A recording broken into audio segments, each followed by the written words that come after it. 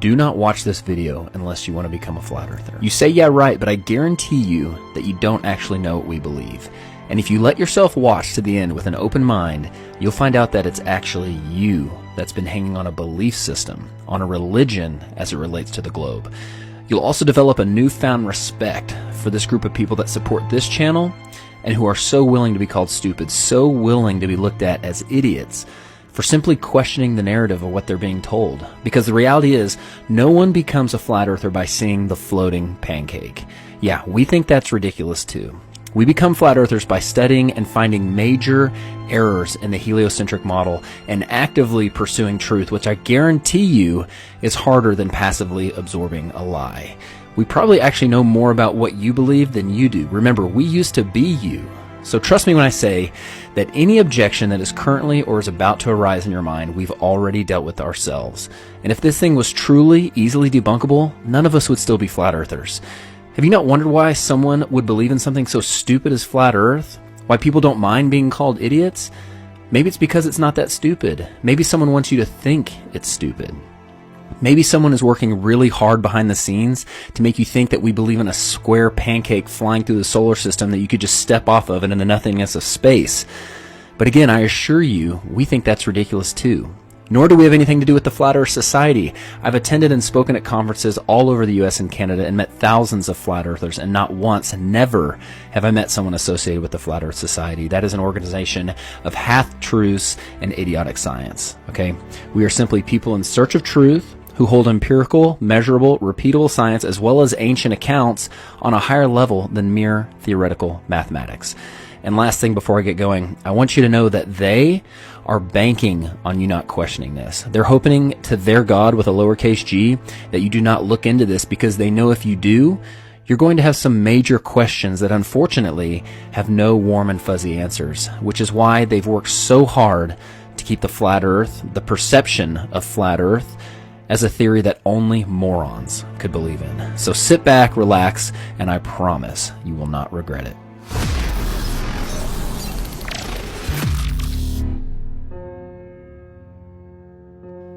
As I mentioned earlier, it wasn't the words flat earth or the fact that the flat earth theory has all the answers, because it doesn't, and it certainly wasn't the social consequences that drew us in. But for most of us, it was the questioning of the globe model which ultimately brought us to flat earth. So here's some questions that reveal some things that I didn't even realize I believed in by believing in the globe.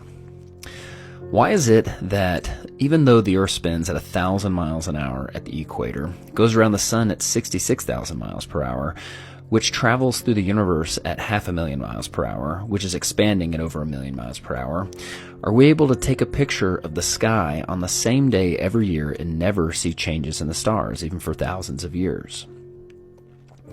Why does Elon Musk say, you can tell it's real because it looks so fake? That's because it does look fake. Look how the Earth glitches out in the background, but the car doesn't. And see how the Earth supposedly looks from the International Space Station, which is 240 miles up. However, this was taken from only 170 miles. Do you see an issue here? It's just like the Red Bull space jump in the Mythbusters episode that used downward-facing fisheye lenses to create massive amounts of curvature. But the non-fisheye lenses from the capsule and the cockpit show flat horizons, which concur perfectly with weather balloon footage more than 20 miles up. Which, by the way, 20 miles high is roughly the size of the bulge that should be in the state of Kansas due to it being 413 miles wide. Here's what 20 miles up looks like. That would be a large bulge for something that is supposed to be flatter than a pancake. And by the way, Kansas is only the 9th flattest state in the U.S. How many pieces of flat land does it take to make a ball? Why, when we look at the stars in December, do we see the same stars that we see in June? We should be looking in two totally different directions.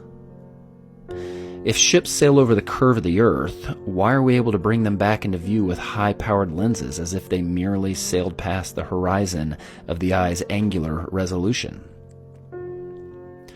Why are we able to see things over long distances, which according to the formula for a ball with a circumference of 24,900 miles, should be thousands of feet below the curvature horizon?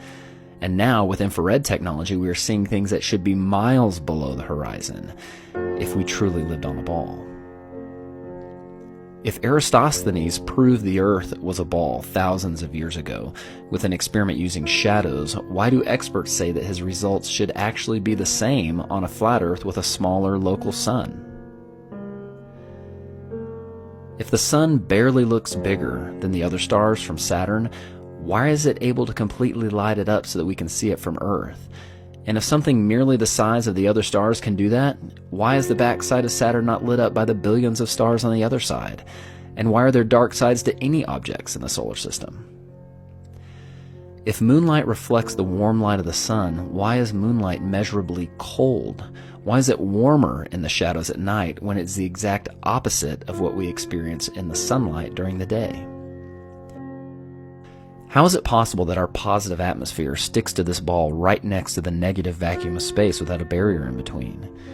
How is it that people claim to see lights in the sky that are the International Space Station and other satellites when they do not have lights on them? And due to their supposed distance off the ground, the sun wouldn't have the ability to reflect light off them, let alone the fact that I do not believe you could see a satellite, something the size of a pickup truck, 250 miles away even if it was lit by the sun. That's like saying you could see a vehicle in Oklahoma City while standing in Dallas. How is it we supposedly went to the moon 50 years ago, but now we can't leave low Earth orbit? That's the farthest that we can go.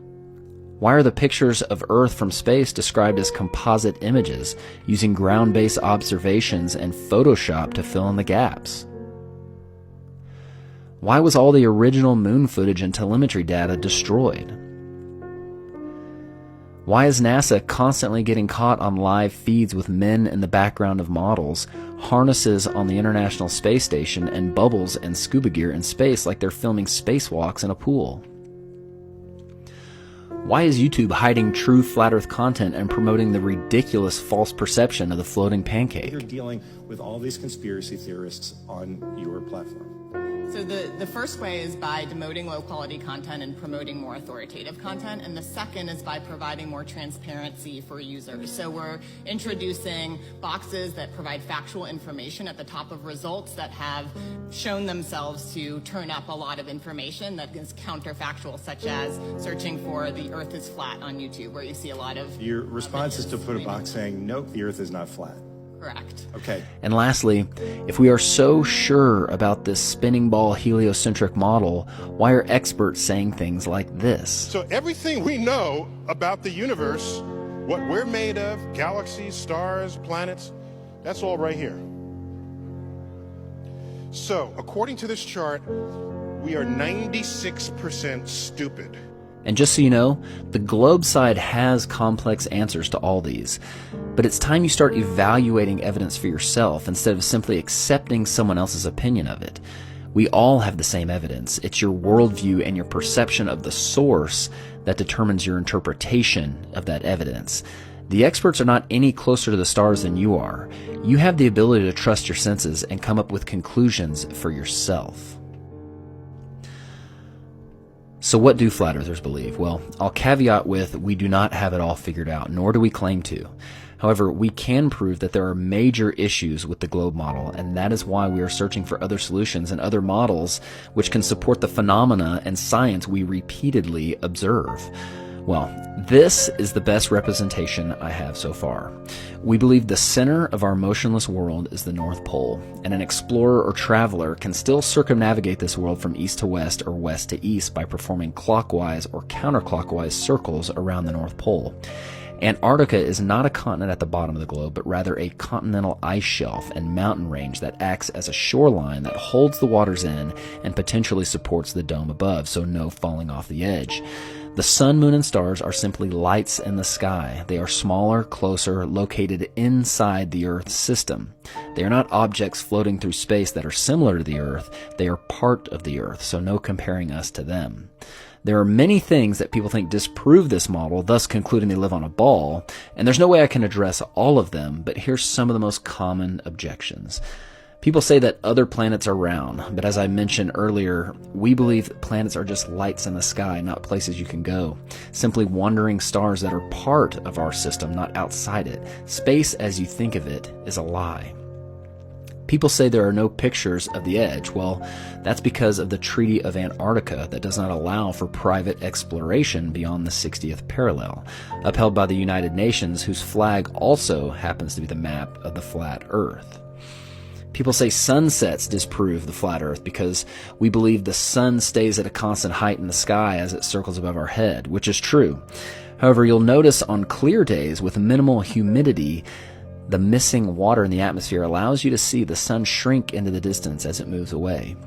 It appears to go down just like the lights in this hallway appear to go down. However, if the lights in this hallway were considerably higher than the observer, they would appear to shrink very little as they moved away.